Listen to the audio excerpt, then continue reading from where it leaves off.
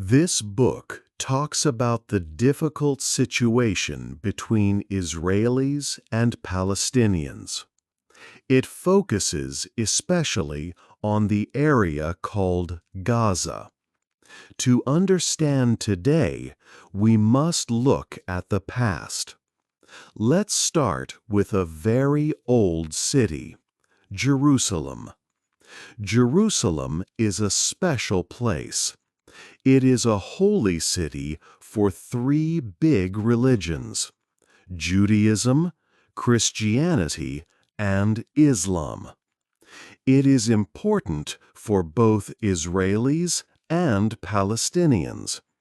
They both see it as their city. Because Jerusalem is so important to both sides, it is a strong symbol of the problems they have. A key moment happened a long time ago, in the year 1917. This was during World War I. Britain was a powerful country then. The British government made a statement called the Balfour Declaration. In this declaration, Britain said it supported the idea of a national home for the Jewish people in the land called Palestine. At that time, many Arabs lived in Palestine.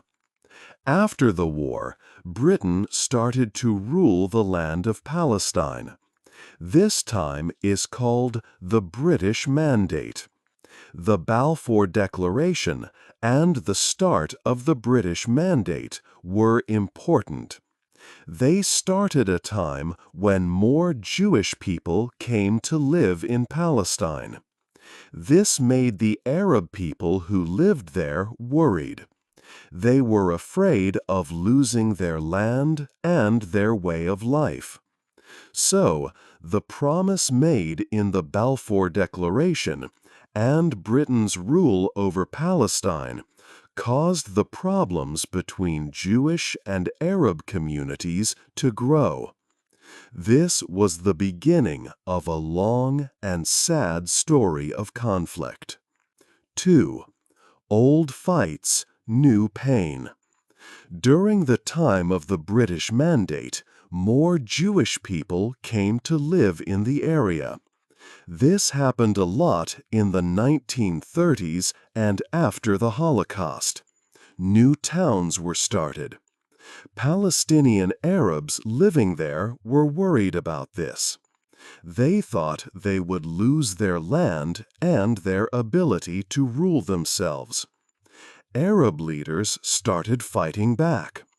From 1936 to 1939, there was a big Arab revolt. They wanted the British to stop Jewish people from coming. They also wanted to rule their own land. In 1947, the United Nations had an idea. They wanted to divide the land into two parts: one state for Jewish people and one state for Arab people. Jewish leaders said yes to this plan, but the Palestinian Arabs and the nearby Arab countries said no. They did not think the plan was fair to them. When Britain left the area in 1948, Jewish leaders announced the new state of Israel. Right away, armies from nearby Arab countries like Egypt and Syria came and fought against Israel.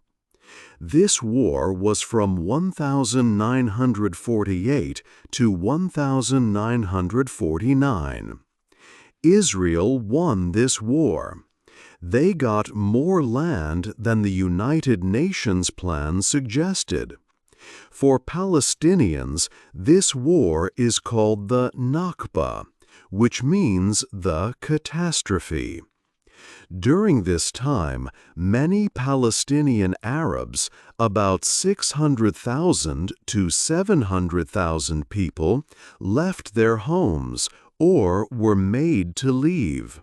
Their villages were destroyed. After the war, Israel controlled a large part of the land. Jordan controlled the West Bank and East Jerusalem, and Egypt controlled the Gaza Strip. In 1967, there was another war, the Six-Day War. Israel fought against Egypt, Jordan, and Syria. In just 6 days, Israel won quickly. Israel took control of new areas, the Gaza Strip and the West Bank, including East Jerusalem, from Jordan and Egypt. Many Palestinians lived in these areas. This is when the occupation started for these territories. Years later, from 1987 to 1993, Palestinian people started an uprising. It was called the First Intifada. Many young Palestinians threw stones at Israeli soldiers and people living in the occupied areas. This fighting was hard. After the First Intifada, there was an agreement in 1993 called the Oslo Accords.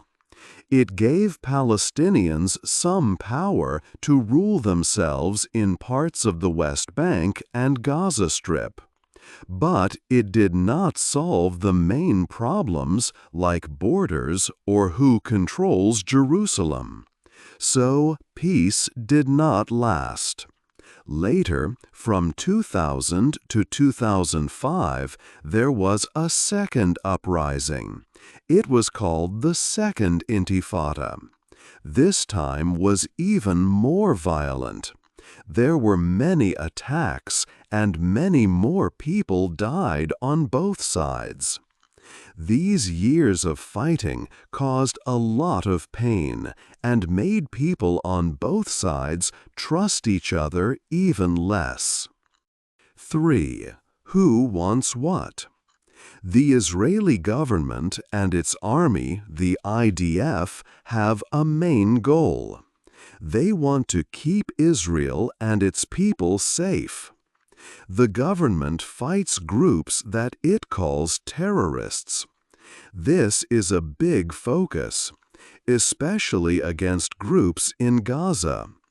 Some Israeli leaders say that any future Palestinian state must not have an army.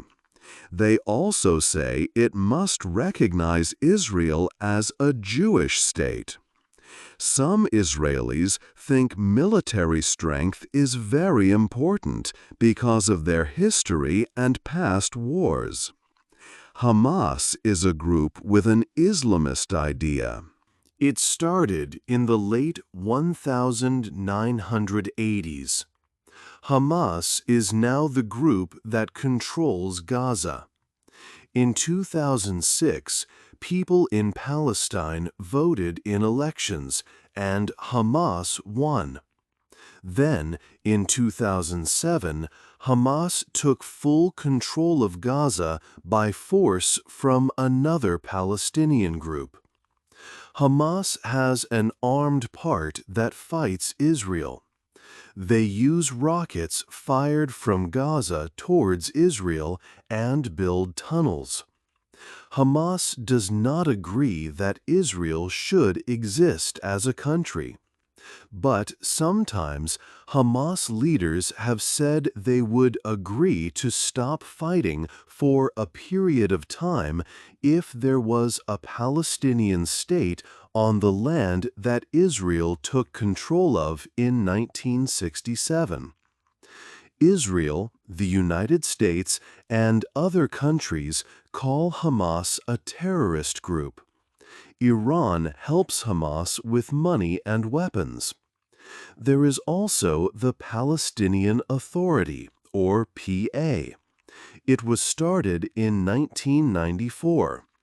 The PA is led by the Fatah group, which is more focused on the nation.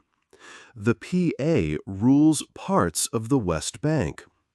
The PA wants an independent Palestinian state.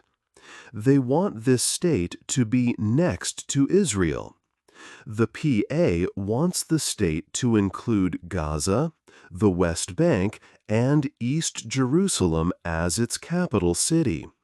But the PA is not strong everywhere. Hamas rules Gaza, not the PA.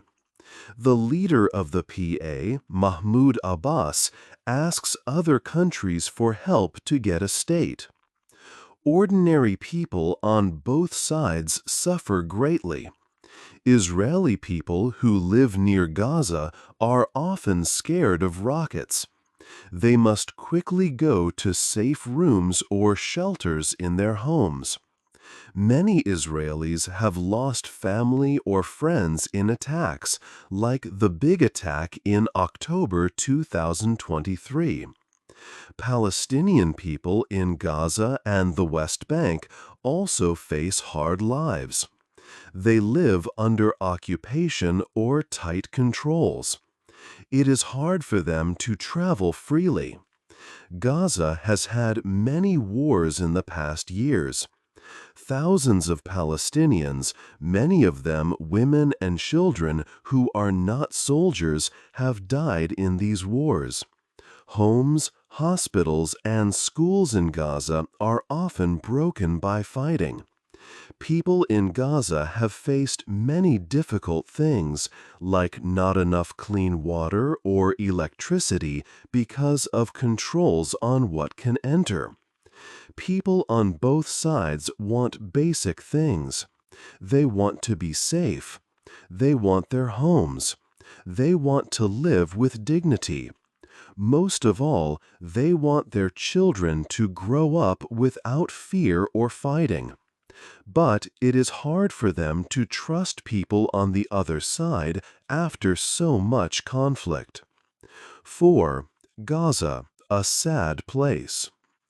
Gaza is a small area of land on the coast.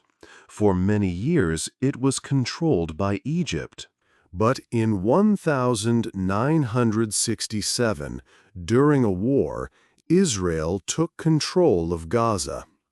Israeli people built homes for Israeli people there, called settlements. Life changed for the Palestinians living in Gaza. Later, in 2005, Israel made a big decision. Israel removed all its settlements from Gaza and took away its soldiers. However, Israel did not give full control to the people in Gaza.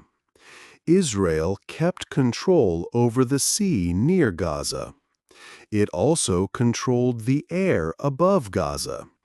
And it controlled most ways for people and things to go in or out of Gaza by land. The border with Egypt to the south was also mostly closed. In 2006, Palestinians voted in an election. In Gaza, the group called Hamas won. The next year, in 2007, Hamas took full control of Gaza. They took power from another Palestinian group. After Hamas took control, Israel and Egypt started a strict blockade on Gaza.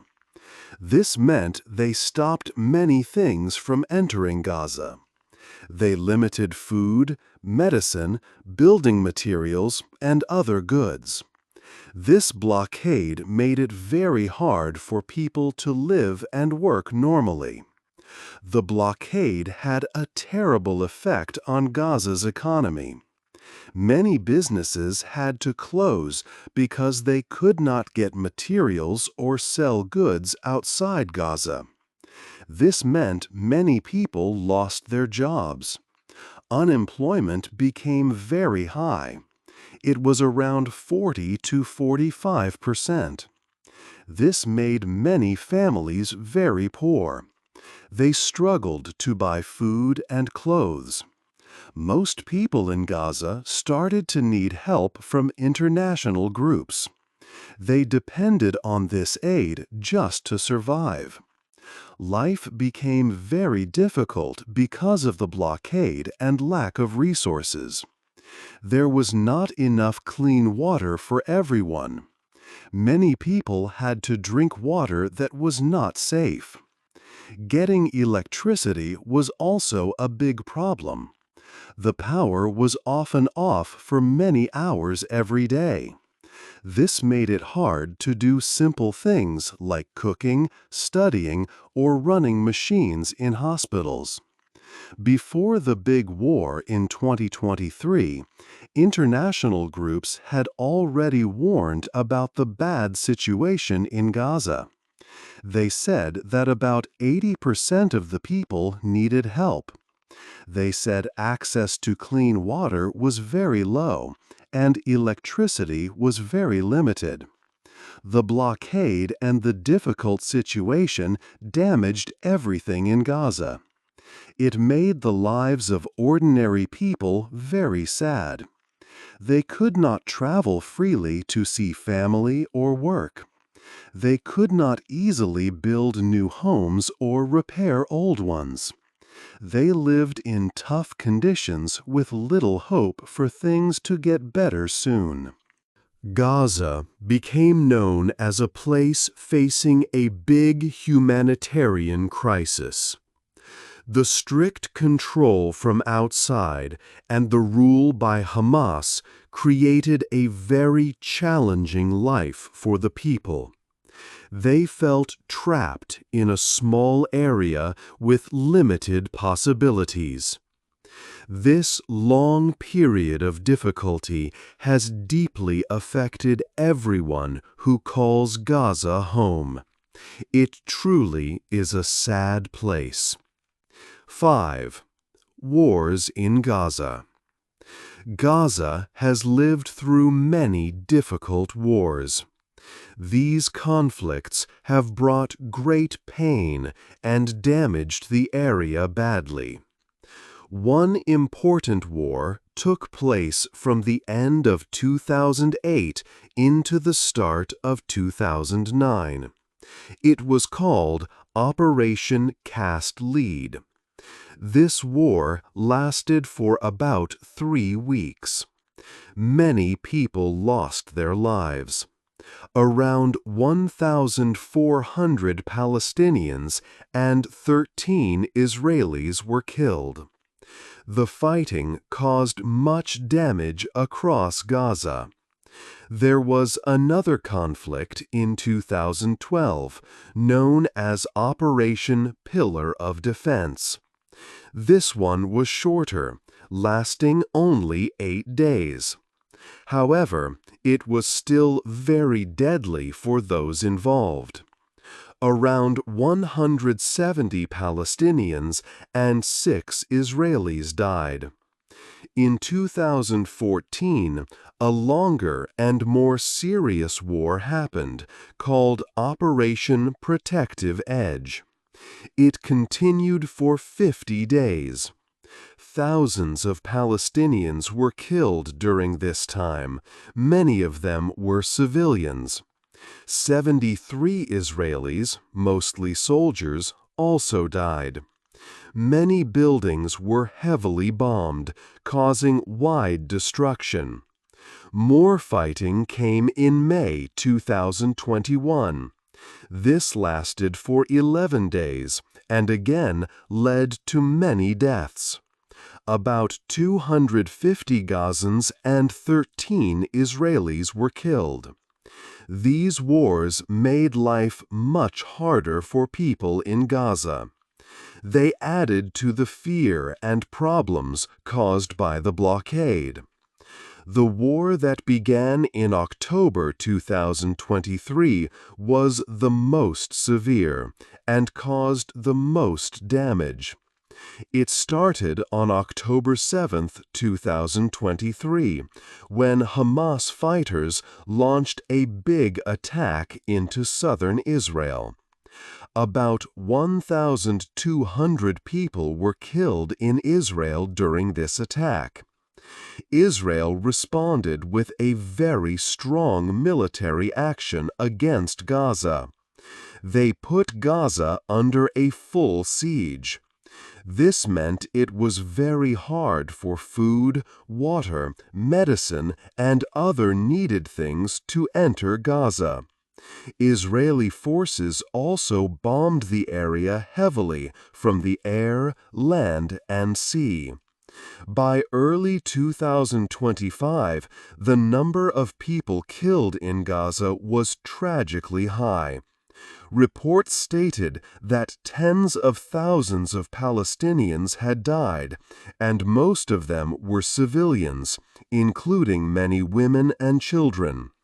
The bombing destroyed most of Gaza's buildings and infrastructure. Hospitals could not work, schools were ruined, and many homes were gone. This led to a terrible humanitarian crisis. People did not have enough food or clean water. Many faced famine conditions. Getting help and aid into Gaza was very difficult because of the siege and the danger. The wars in Gaza, especially the one starting in 2023, have left the area in ruins and its people suffering greatly. 6. Big powers, hidden hands. The fighting between Israelis and Palestinians is not only about them. Other big countries and groups in the world also play a part. These are like hidden hands that affect what happens. One country that is very involved is Iran. Iran supports a group in Gaza called Hamas. Hamas fights against Israel. Iran gives Hamas money, helps train its fighters, and sends them weapons. Iran thinks of Israel as an enemy. Iran wants to help groups that are against Israel in the region. But Iran does not want to fight a big war directly with Israel or the United States. So, Iran helps groups like Hamas fight instead. The United States is another very important country. The U.S. is a main friend to Israel in the world. The U.S. gives Israel a lot of money every year for its military. This helps Israel's army. The U.S. also helps Israel in talks with other countries, like at the United Nations. When there is fighting, the U.S. often tries to help stop it. The U.S. tries to make agreements that can bring peace or stop the fighting for a time. The U.S. government says it wants 2 states, one for Israelis and one for Palestinians, living side by side. Qatar is a small country that has a big role in talks. Qatar has relations with Hamas leaders and lets them stay there. This helps Qatar talk to Hamas when other countries cannot. Qatar also sends money to help people in Gaza. This money helps with salaries and aid. During the war in 2023, Qatar helped talk about getting people who were taken by Hamas back safely. Qatar has helped make agreements to stop fighting many times. Other Arab countries are also part of the picture. Egypt and Jordan are neighbors to Israel and Gaza. They have peace agreements with Israel. Egypt and Jordan often help talk to both sides to try and calm things down. Egypt controls a border crossing into Gaza, which is important for letting things in and out. Saudi Arabia and the United Arab Emirates are also important Arab countries.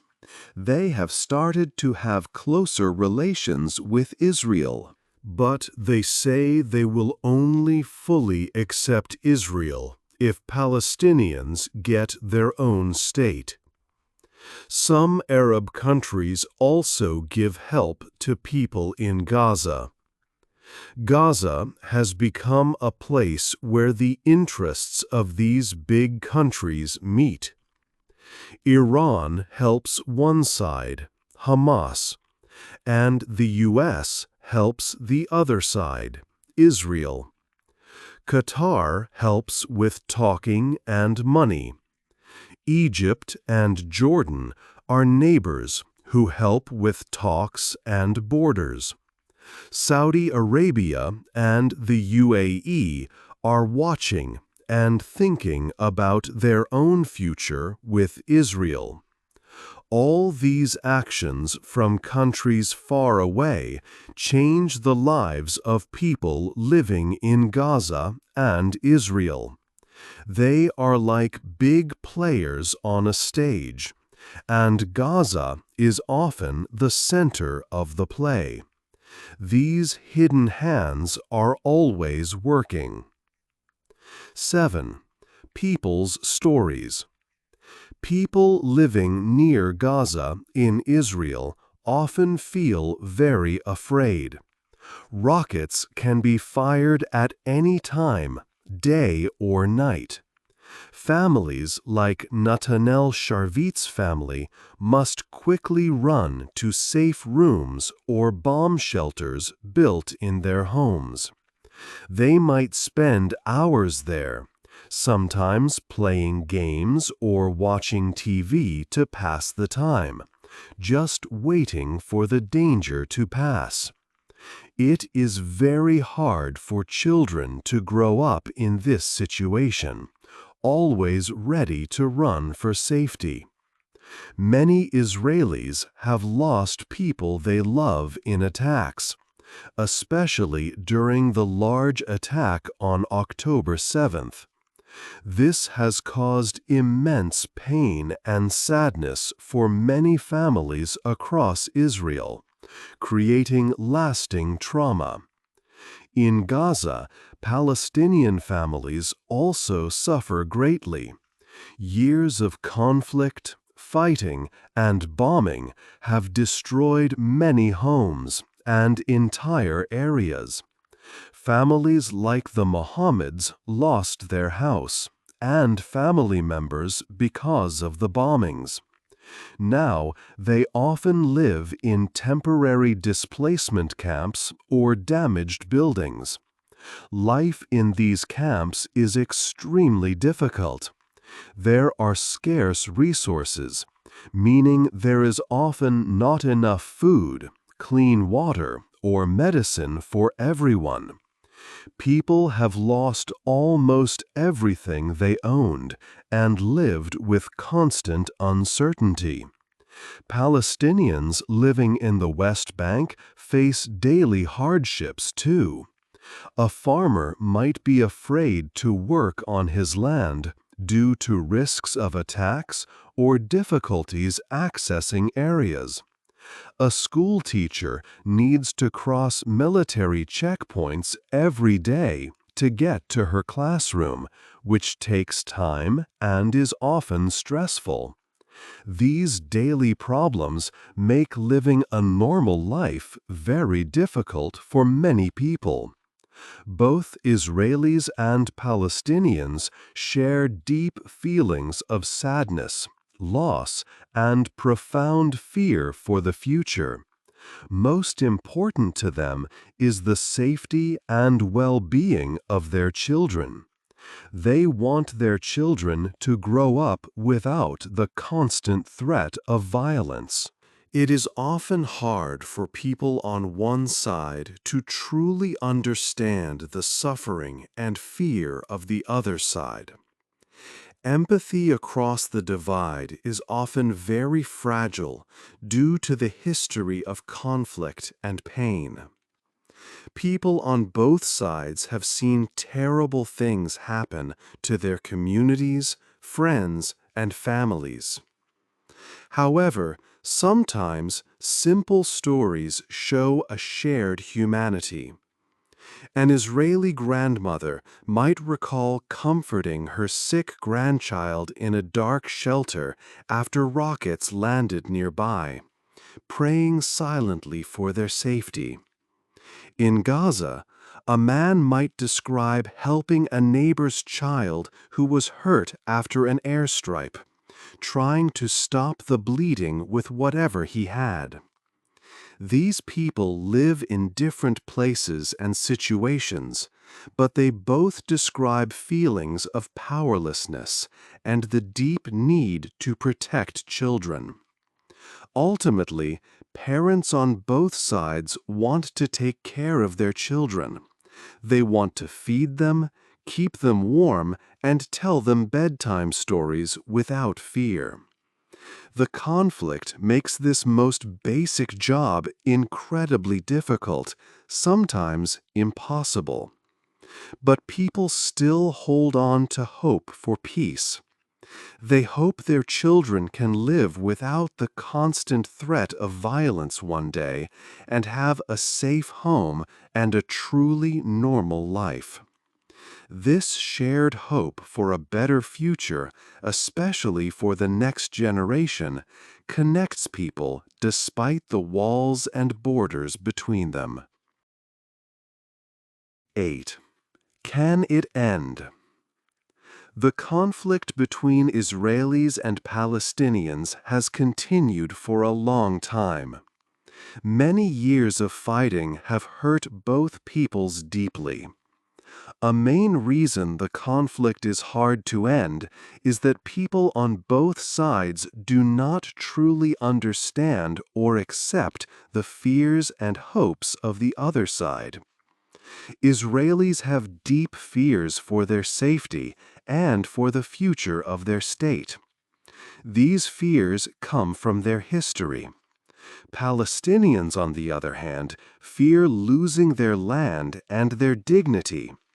This fear comes from years of living under occupation and seeing their homes and lives controlled. This strong lack of trust makes finding peace very difficult. Policies become hard and unmoving. Outside countries and events in the region also play a part. Sometimes they make the problems worse. They can give help to groups who do not want peace. But some people still have hope. They think change is possible. Maybe younger people will see things differently. Maybe working together on business and money matters can help. Maybe pressure from other countries can bring a change. However, many people agree that a real step towards peace needs understanding and acceptance from both sides. Each side must see the other's basic needs. Today, the situation is very bad. Gaza has been heavily damaged. Settlements continue to be built in the West Bank. Regional talks, like those between Israel and Arab states, have not yet brought a state for Palestinians. Some people believe the conflict is not something that must happen forever. They argue it is possible to stop the fighting. But this needs both sides to make difficult decisions. They must be ready to make compromises. They must truly accept that the other side's fears and wishes are real. This mutual acceptance, seeing the humanity and needs of the other, is the first necessary step. Without this, the cycle of violence is very hard to break. What kind of compromise do you think is most needed to help end the conflict? Hey there! Just a second before you go. If you learned something new today, please give this video a like, write your thoughts in the comments, and subscribe to the channel. It only takes a second, and it really, really helps to create even better English videos for you. Your support means the world. Thank you.